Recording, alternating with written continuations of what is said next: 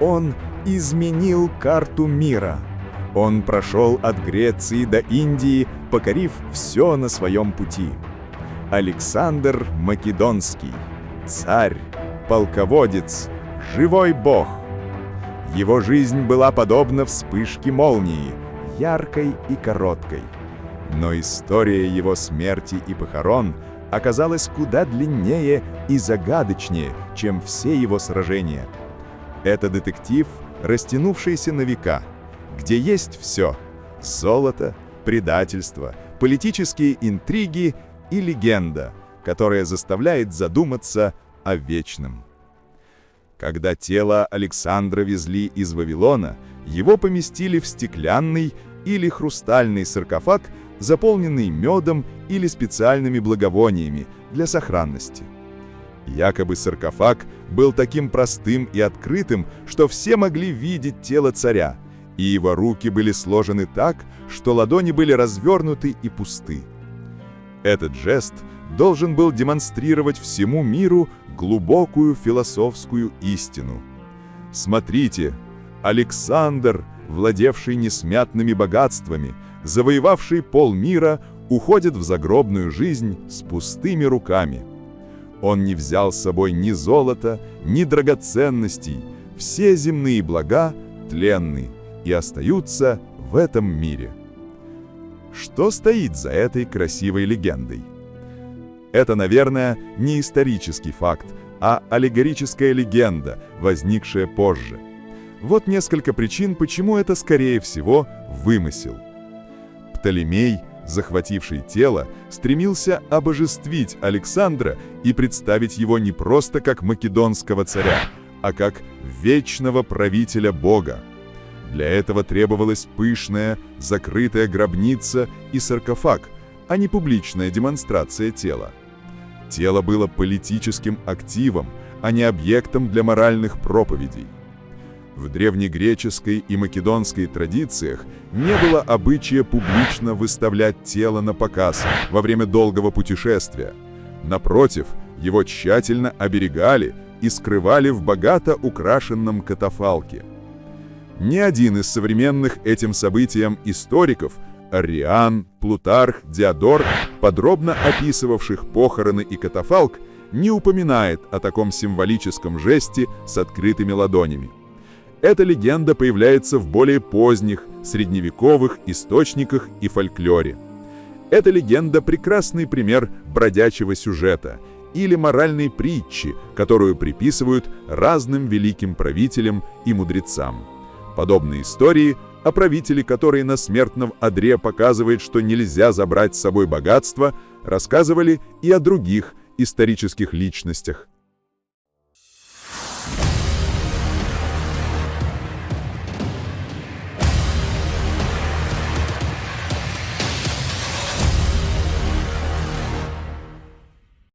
Июнь 323 года до нашей эры.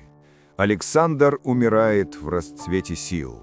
Ему нет и 33 лет. Причина смерти до сих пор предмет споров. То ли яд, то ли малярия, то ли просто организм не выдержал всех тягот походов. Но пока тело царя еще теплое, в тронном зале уже начинается другая битва. Битва за его наследие. У Александра не было очевидного наследника. Его огромная империя – лакомый кусок для генералов, диадохов. И у этих железных парней возникает простая, но гениальная мысль. Тот, кто похоронит Александра, станет его духовным преемником в глазах армии и народа. Тело царя превращается в самый ценный политический актив эпохи. Античные источники, такие как Плутарх и Курций Руф, описывают, что тело царя оставалось нетленным в течение по меньшей мере 7 дней.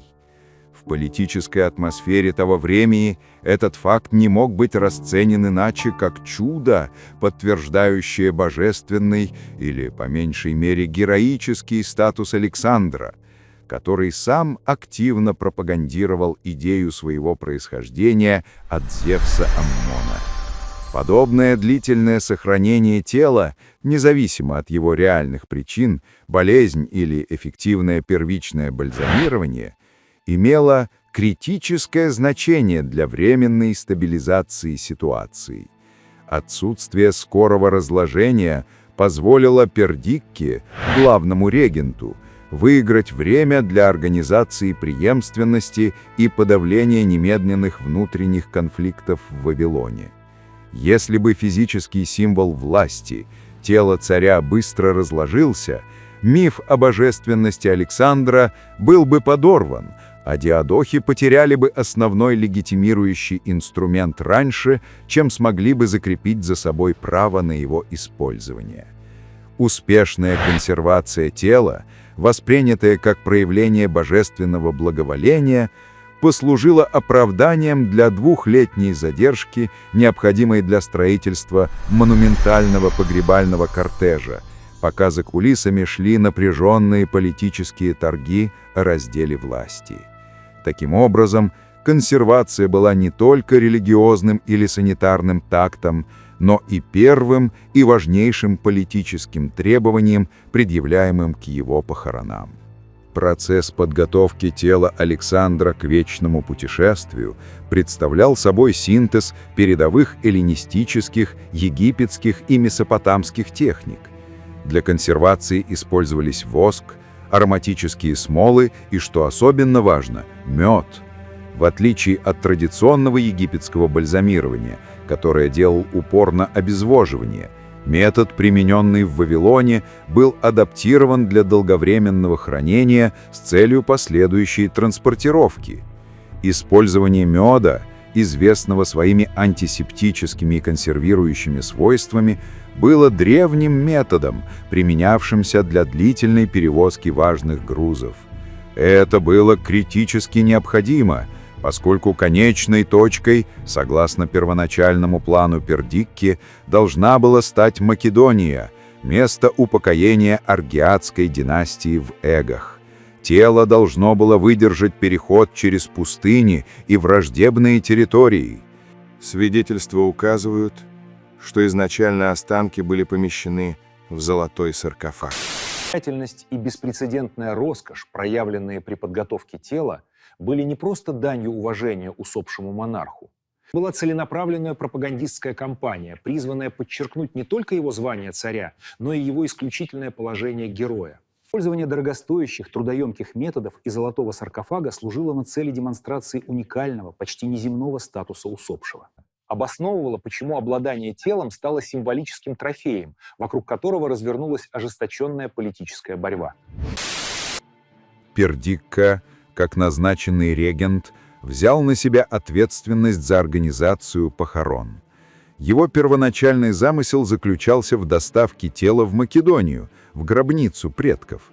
Чтобы обеспечить сопровождение, соответствующее статусу Александра, была заказана монументальная погребальная колесница.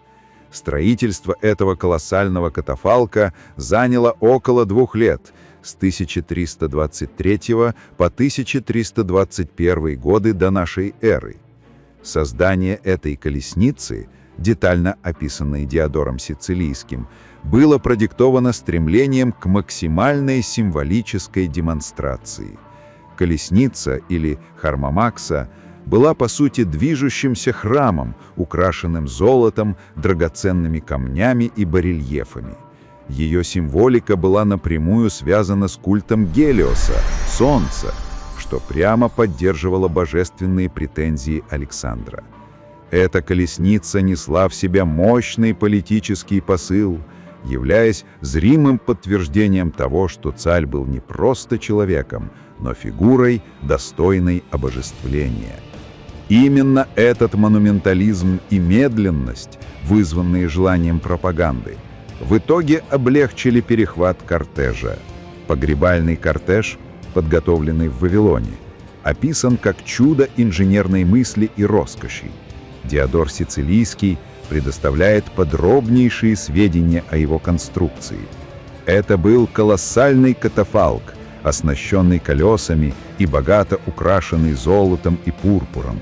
Каждая деталь колесницы, которая перевозила золотой саркофаг, была призвана отразить беспрецедентную власть и богатство империи.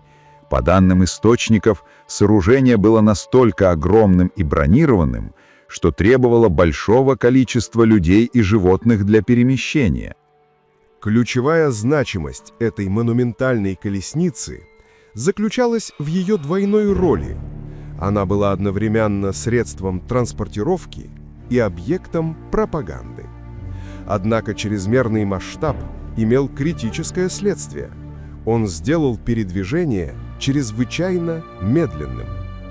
Этот фактор, наряду с длительными сроками строительства, около 2 лет, 323-221 года до нашей эры, дал достаточно времени диадохам, в частности Птолемею, чтобы укрепить свои позиции и спланировать перехват. В 321 году до нашей эры кортеж отправился в путь, направляясь по замыслу Пердикки в Македонию. Однако на территории Сирии произошел переломный момент в погребальной Одиссее. Птолемей I Сотер, сатрап Египта, успешно перехватил процессию. Этот акт был не просто кражей реликвий, это был стратегический политический ход, положивший начало династии Птолемеев. Птолемей отклонил маршрут, направляя процессию через Сирию в Египет. Первоначально тело было захоронено в Мемфисе, древней столице Египта. Выбор Мемфиса был глубоко символичен. Размещая останки Александра в священном для египтян месте, Птолемей легитимизировал свою власть не только перед греками, но и перед местным населением, связывая свою династию с основателем Александрии. Перехват и перемещение тела в Египет знаменовали собой глубокий сдвиг в культурном и политическом векторе эллинистического мира. Птолемей, захватив этот мощнейший символ имперской власти, фактически перенес символический центр империи из традиционной Македонии в Александрию. Этот акт стал краеугольным камнем основания династии Птолемеев и утверждения Александрии как нового центрального метрополиса, который претендовал на наследие Александра. Окончательное и постоянное место захоронения было найдено в Александрии. При Птолемее II Филадельфии, около 280 года до нашей эры, тело было торжественно перенесено из Мемфиса в специально построенный монументальный комплекс в Александрии, который получил название Сема или гробница. Сема представляла собой не просто гробницу, но центр династического культа. Погребение Александра в сердце новой столицы стало ключевым элементом птолемеевской пропаганды, возвышая их как законных наследников великого царя. Со временем контейнер, в котором покоилось тело, претерпел изменения. Изначальный золотой саркофаг, упомянутый в ранних источниках, был, вероятно, похищен или заменен. Позднейшие свидетельства, особенно периода римского владычества, указывают на то, что тело находилось в прозрачном, кристальном или стеклянном гробу. Смена материала с непрозрачного золота на прозрачное стекло или кристалл была не случайной. Она позволила римским императорам и другим высокопоставленным посетителям созерцать тело, превращая гробницу из закрытого македонского склепа в публичный объект паломничества и пропаганды. Это подчеркивает фундаментальную трансформацию. Тело Александра стало политической реликвией, которую необходимо было демонстрировать для подтверждения легитимности правящей власти. В период римского правления Сема оставалась местом силы и паломничества. Римские императоры, стремясь связать себя с престижем и славой Александра, совершали ритуальные визиты к гробнице. Среди наиболее известных посетителей Август, который, по легенде, прикоснувшись к мумии, случайно повредил ей нос. Калигула, согласно Светонию, забрал кирасу Александра для собственного использования.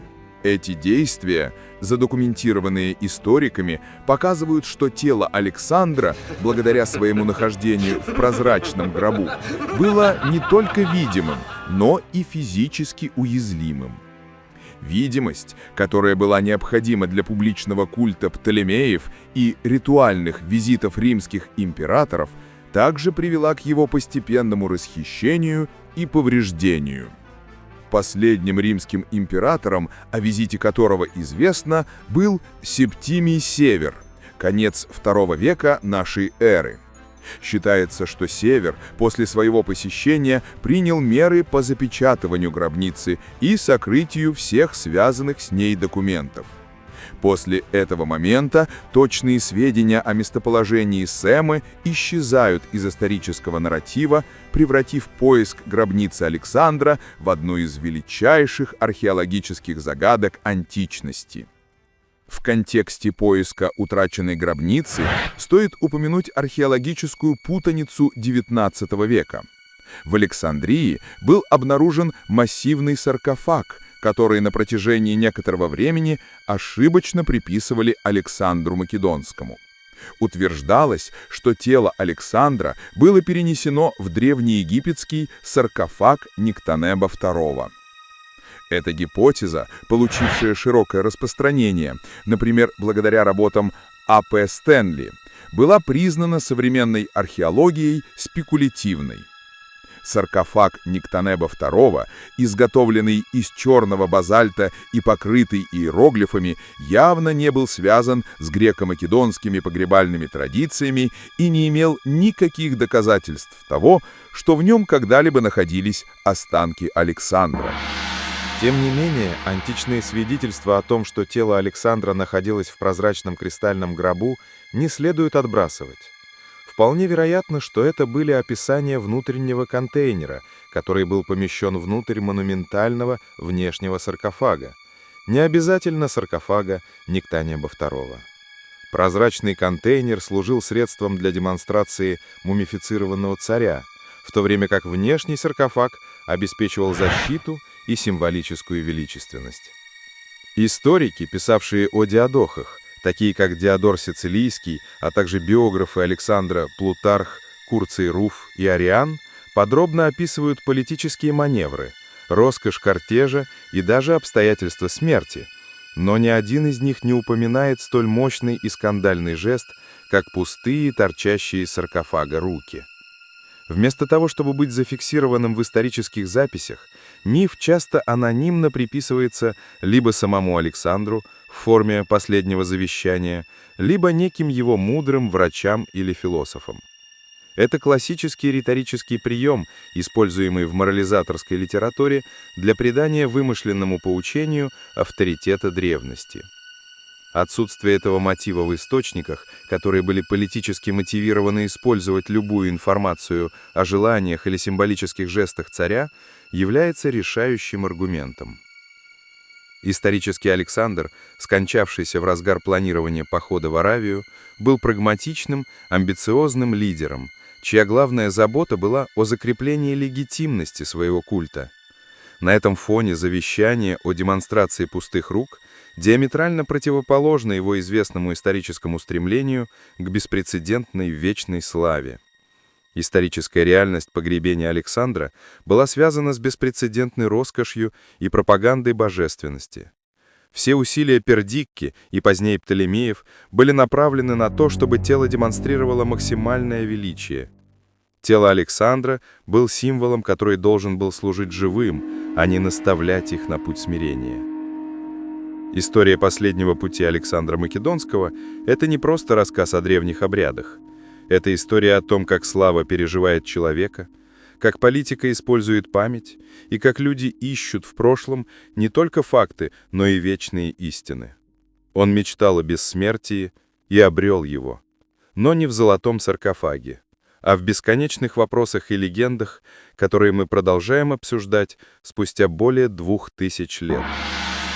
Друзья, Не забывайте подписаться на канал и ставить лайки.